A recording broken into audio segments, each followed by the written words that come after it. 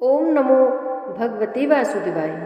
आप सभी का दिन शुभ और मंगलमय हो। कृष्ण भगवान की कृपा आप सभी भक्तों पर हमेशा बनी रहे। आइए आज सुनते हैं श्रीमद् भागवत महापुराण में आगे की कथा। सूत जी कहते हैं, तदंतर सुखपूर्वक बैठे हुए बीड़ा पाणी परम यशस्वी देवर्षि नारद ने मुस्कुराकर अपने पास ही बैठे महर्षि व्यास जी से कहा। नारद जी ने प्रश्न किया, महाभाग व्यास जी, आपके शरीर एवं मन दोनों ही अपने कर्म एवं चिंतन से संतुष्ट है ना? अवश्य ही आपकी जिज्ञासा तो भली भांति पूर्ण हो गई है, क्योंकि आपने जो यह महाभारत की रचना की है वह बड़ी ही अद्भुत है। वह धर्म आदि सभी पुरुषार्थों से परिपूर्ण है। सनातन महातत्व को भी आपने खूब विचारा है और जान भी लिया है, फिर भी प्रभु आप अकृतार्थ पुरुष के समान अपने विषय में शोक क्यों कर रहे हैं? व्यास जी ने कहा, आपने मेरे विषय में जो कुछ कहा है वह सब ठीक ही है। वैसा होने पर भी मेरा हृदय संतुष्ट नहीं है। पता नहीं इसका क्या कारण है। आपका ज्ञान अगाध है। आप साक्षात ब्रह्मा जी के मानस पुत्र हैं, इसलिए मैं आपसे ही इसका कारण पूछता हूँ। नारद जी, आप समस्त गोपनीय रहस्यों को जानते हैं, क्योंकि आपने उस महापुरुष की उपासना की है जो प्रकृति पुरुष दोनों के स्वामी हैं और असंग रहते हुए ही अपने संकल्प मात्र से गुणों के द्वारा संसार की सृष्टि स्थिति और प्रलय करते रहते हैं। आप सूर्य की भांति तीनों लोकों में भ्रमण करते रहते हैं और योग बल से प्राण वायु के समान सबके भीतर रहकर अंतःकरणों के साक्षी भी हैं। योग अनुष्ठान और नियमों के द्वारा पर ब्रह्म और शब्द ब्रह्म दोनों की पूर्ण प्राप्ति कर लेने पर भी मुझ में जो बड़ी कमी है उसे आप कृपा करके बतलाइए। नारद जी ने कहा, व्यास जी, आपने भगवान के निर्मल यश का गान प्रायः नहीं किया। मेरी ऐसी मान्यता है कि जिससे भगवान संतुष्ट नहीं होते वह शास्त्र या ज्ञान अधूरा है। आपने धर्म आदि पुरुषार्थों का जैसा निरूपण किया है, भगवान श्री कृष्ण की महिमा का वैसा निरूपण नहीं किया। जिस वाणी से चाहे वह रस भाव अलंकार आदि से युक्त ही क्यों न हो, जगत को पवित्र करने वाले भगवान श्री कृष्ण के यश का कभी गान नहीं होता।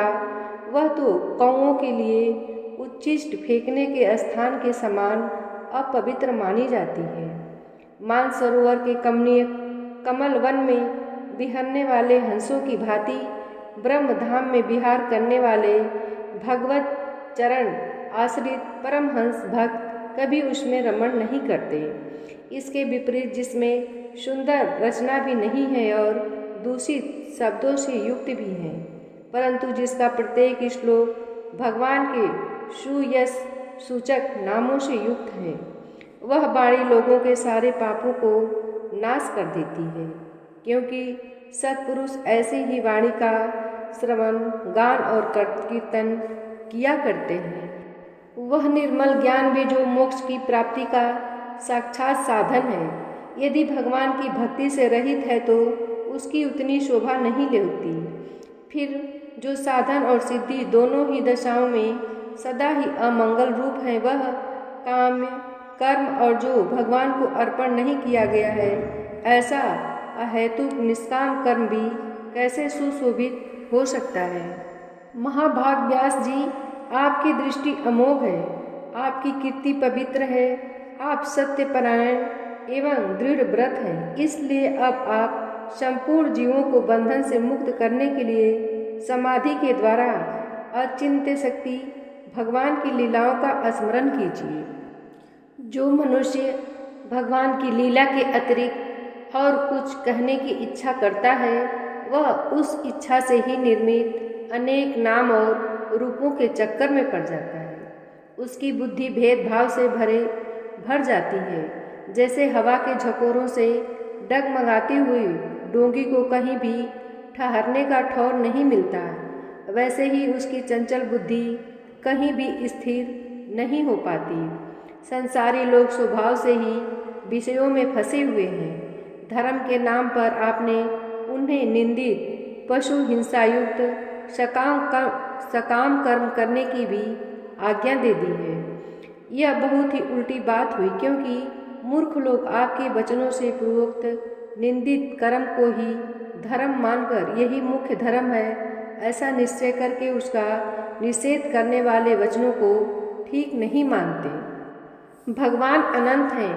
कोई विचारवान ज्ञानी पुरुष ही संसार की ओर से निवृत्त होकर उनके स्वरूपभूत परमानंद का अनुभव कर सकता है। अतः जो लोग परमार्थिक बुद्धि से रहित हैं और गुणों के द्वारा नचाए जा रहे हैं, उनके कल्याण के लिए ही आप भगवान की लीलाओं का सर्वसाधारण की हित की दृष्टि से वर्णन कीजिए। जो मनुष्य अपने धर्म का परित्याग करके भगवान के चरण कमलों का भजन सेवन करता है, भजन परिपक्व हो जाने पर तो बात ही क्या है। यदि इससे पूर्व ही उसका भजन छूट जाए तो क्या कहीं भी उसकी कोई अमंगल हो सकता है।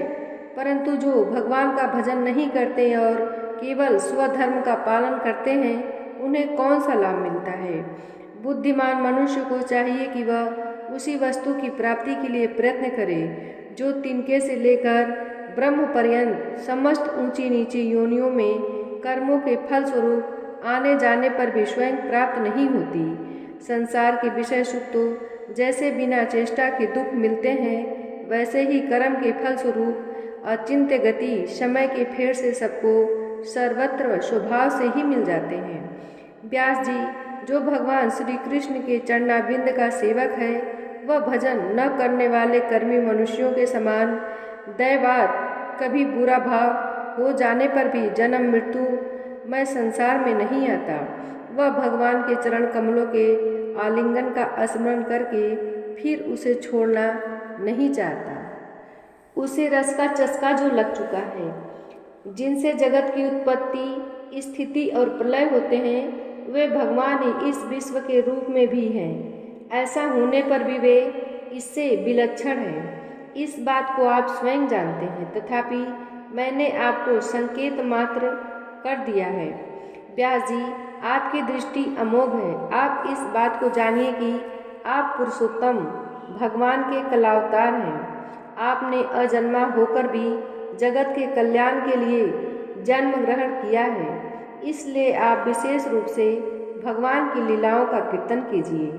विद्वानों ने इस बात का निरूपण किया है कि मनुष्य की तपस्या, वेदाध्ययन, ज्ञानानुष्ठान, स्वाध्याय, ज्ञान और दान का एकमात्र प्रयोजन यही है कि पुण्य कृति श्री कृष्ण के गुणों और लीलाओं का वर्णन किया जाए। मुने, पिछले कल्प में अपने पूर्व जीवन में मैं वेदवादी ब्राह्मणों की एक दासी का लड़का था। वे योगी वर्षा ऋतु में एक स्थान पर चातुर्मास्य कर रहे थे। बचपन में ही मैं उनकी सेवा में नियुक्त कर दिया गया था। मैं यद्यपि बालक था, फिर भी किसी प्रकार की चंचलता नहीं किया करता था। जितेंद्रिय था, खेल कूद से दूर रहता था और आज्ञा अनुसार उनकी सेवा करता था। मैं बोलता भी बहुत कम था। मेरे इस शील स्वभाव को देखकर समदर्शी मुनियों ने मुझ सेवक पर अत्यंत अनुग्रह किया। उनकी अनुमति प्राप्त करके बर्तनों में लगा हुआ प्रसाद मैं एक बार खा लिया करता था। इससे मेरे सारे पाप धुल गए। इस प्रकार उनकी सेवा करते करते मेरा हृदय शुद्ध हो गया और वे लोग जैसा भजन पूजन करते थे, उसी में मेरी भी रुचि हो गई। प्यारे व्यास जी, उस सत्संग में उन लीला गान परायण महात्माओं के अनुग्रह से मैं प्रतिदिन श्री कृष्ण की मनोहर कथाएं सुना करता। श्रद्धापूर्वक एक एक पद श्रवण करते करते प्रिय कीर्ति भगवान में मेरी रुचि हो गई। महामुने, जब भगवान में मेरी रुचि हो गई, तब उन मनोहर कीर्ति प्रभु में मेरी बुद्धि भी निश्चल हो गई। उस बुद्धि से मैं इस संपूर्ण सत और असत रूप जगत को अपने पर ब्रह्म स्वरूप आत्मा में माया से कल्पित देखने लगा। इस प्रकार शरद और वर्षा, इन दो ऋतुओं में तीनों समय उन महात्मा मुनियों ने श्री हरि के निर्मल यश का संकीर्तन किया और मैं प्रेम से प्रत्येक बात सुनता रहा। अब चित्त के रजोगुण और तमोगुण को नाश करने वाली भक्ति का मेरे हृदय में प्रादुर्भाव हो गया। मैं उनका बड़ा ही अनुरागी था, विनयी था। उन लोगों की सेवा से मेरे पाप नष्ट हो चुके थे। मेरे हृदय में श्रद्धा थी, इंद्रियों में संयम था एवं शरीर, वाणी और मन से मैं उनका आज्ञाकारी था।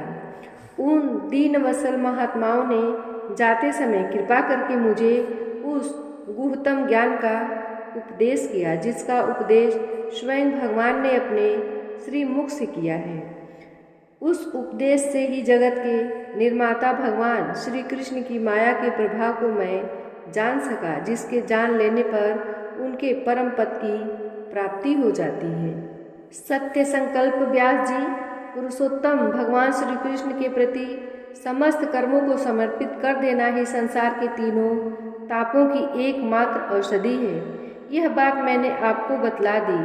प्राणियों को जिस पदार्थ के सेवन से जो रोग हो जाता है, वही पदार्थ चिकित्सा विधि के अनुसार प्रयोग करने पर क्या उस रोग को दूर नहीं करता? इसी प्रकार यद्यपि सभी कर्म मनुष्यों को जन्म मृत्यु रूप संसार के चक्र में डालने वाले हैं, तथापि जब वे भगवान को समर्पित कर दिए जाते हैं, तब उनका कर्मपना ही नष्ट हो जाता है। इस लोक में जो शास्त्र विहित कर्म भगवान की प्रसन्नता के लिए किए जाते हैं, उन्हीं से पराभक्ति युक्त ज्ञान की प्राप्ति होती है। उस भगवत कर्म के मार्ग में भगवान के आज्ञानुसार आचरण करते हुए लोग बार बार भगवान श्री कृष्ण के गुण और नामों का कीर्तन तथा स्मरण करते हैं।